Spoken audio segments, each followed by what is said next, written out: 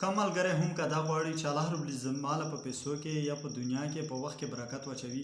نو هغه دی په دې نن ویډیو کې په دې ذکر شوي درو خبرو باندې عمل وکړي. ټولو نه اول خبره دا ده چې د پیسو په کوم ځای کې ضرورت وي په هغه ځای کې لګوه، او کوشش دا کوه چې پیسې هسې مه ږده.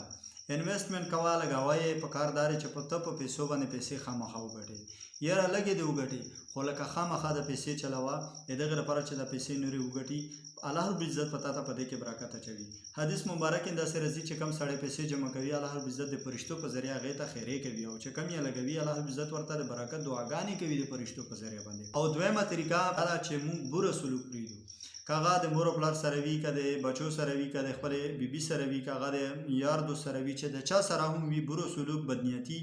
دا شیزونه چې زه ورته پرېږدو، الله رب العزت په ما او تعالی ترقي راکوي، په هر شي کې به راته برکت اچوي. او درېیمه خبره دا ده چې د ګانو بجانو نه موږ او تاسو ځان وساتو،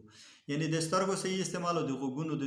دوو شیزونو استعمال چې زه ورته په صحیح طریقه کوو. که زړه لم پې باندې سکون میلاویږي که نه میلاویږي، که ټینشن هم د هغې سره ختمیږي او که نه ختمیږي، خو چې د داسې شیزونو نه موږ او تاسو ځان وساتو، ځکه چې زما د تا لپاره دا نقصاني دي او په دې باندې بې برکتي راځي، د انسان د هر شي نه پې باندې برکت ختمیږي.